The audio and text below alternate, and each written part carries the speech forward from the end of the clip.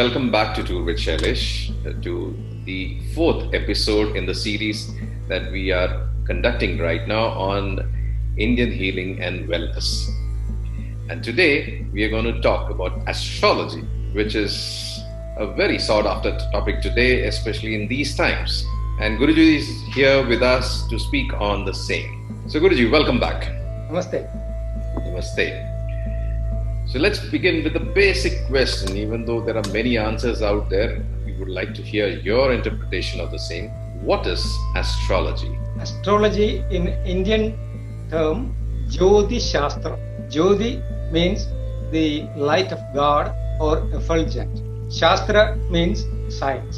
So it's Yogi Shastra. We all are derived from a source which is light. As per modern science also, it is said that light, sound, matter. After the Big Bang, there was an electromagnetic radiation. From the electromagnetic radiation, light evolved. From light, sound evolved. From sound, matter evolved. So, science of this process is called Yogi Shastra. So, it's a search towards our own reality. But unfortunately, it is not the way taught to the modern society. Yogi Shastra is developed from the interrelationships between Jyotir Golas. Gola means sphere. Technically, in modern language, it's called galaxies. Gola and galaxy, we can see the similarity. So these galaxies are colliding each other. Then it is exploding. Again, it is colliding. So this collision is called in Sanskrit yoga. It's a union of galaxies. After the yoga, there will be a viyoga. There will be an explosion. Because of this yoga and viyoga, energy is transmitted into different forms of matter. Study of this science is called Yogi Shastra. Talking about the science bit of it, there is no proven fact linking astrology with science. So would you call it science or would you call it pseudoscience? Again, we must understand Indian traditional science is incomprehensible. There are two ways or two branches of science where in India, like material science and spiritual science, matter and mind. So many of this the facts or the truth of existence cannot be brought into our level of intellect. We cannot measure the distance between sun and earth by using a small 1 foot scale. True. So we need some other methodologies to understand that. Same way, if we want to go to the essence of this Indian spiritual science, we have to give up few things, or the attachment with the intellect should be given up. That is what is called Tyaga. Tyaga means renunciation or giving up. So through that process of Tyaga, we can get into yoga. Through that yoga only, the essence can be understood. Otherwise, it will be an intellectual argument or intellectual clash. From a yogic point of view, I would like to go to the essence and take the essence, bring it into practice and make use of that. We are talking about healing and wellness here. How does astrology help in healing? In Indian tradition, astrology was used for mainly two purposes. One is for agriculture and other for medical practices. Agriculture means when we sow a seed, if it is done in its proper time, it was calculated by the yogis, people who understood the intricate functions of nature. From the energy level, through morphogenesis, that energy is transforming itself into molecule. This is what is happening in a seed. That seed is developing into a full grown plant and it is producing other products like fruits and vegetables. So it's a process of transformation of energy. If the global calculation is done properly, it will give the maximum result. Same way, medicine also done. Our body is also functioning as the function of a plant. if it is not working well, first we must understand the energy level of the body. That is what is called the pranic level, energy level, how it is connected with the global or universal energy beings, which what we call Tejogola. Tejogola means like stars and planets. They have this magnetic fields link. Our body or Earth has a link between these magnetic fields. That is why medicine was used with this technique. Kalam, Desham, Pramana. Kalam means the time of the position of the stars and planets. Desham means the latitude and longitude, the exact position in the earth. Pramana means the quantity of medicine is applied. If we consider these three factors and treat a person, cure will be very simple. Why now modern science is falling into complications? Because we ignore the main part. It's like constructing something without a foundation. Our foundation is our immunity. Immunity is vitality, that is energy level. The second part is body, that is molecular level. But when we try to do everything in the molecular level, it is only a halfway. The other part is missing. But in Indian tradition, the complete care was given to this both sides. There, astrology was used. What is the difference between Indian astrology and Western astrology? And let me make clear one point. I don't know much about this external level of astrology. Being a yogi, I go to the depth and I want to feel the science behind these explanations. So explanation is for leading us for experience. So Indian astrological science I studied to understand from where it is evolved and how beneficial for me to experience it. So I am talking from that experience level. Perfect. So I didn't learn much about this Western astrological studies. But what I understood is there was a close link between Indian scientists and this European scientists in ancient time. They used to exchange their ideas and knowledge. From that, maybe the similarities can come. But when we go to the essence, everything should be talking about our body and mind. And moon has a significant effect even in the water level of our body. 72% of our body is water. 72% of the earth also water.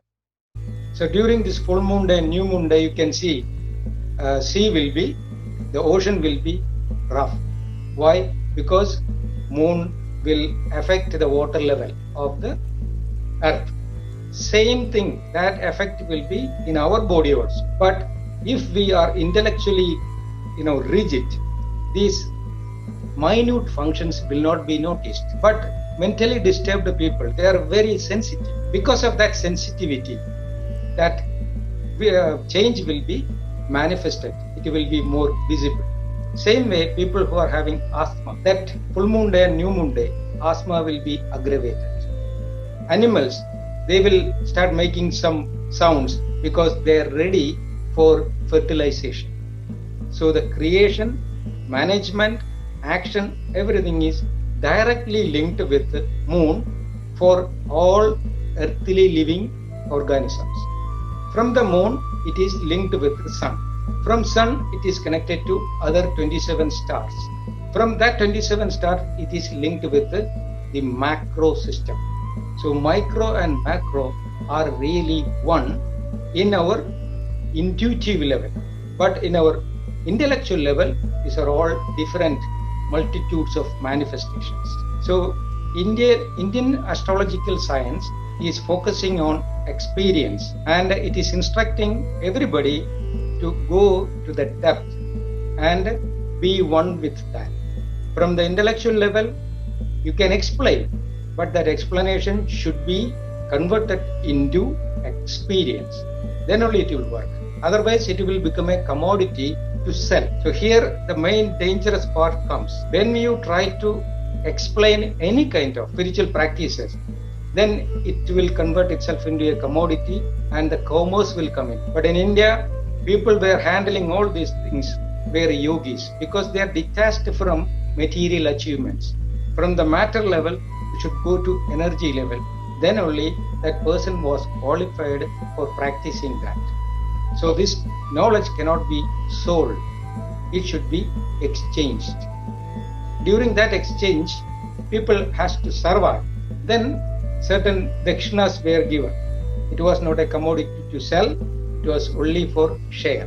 When a baby is born, there is someone to read, understand, predict his whole life, and write a horoscope.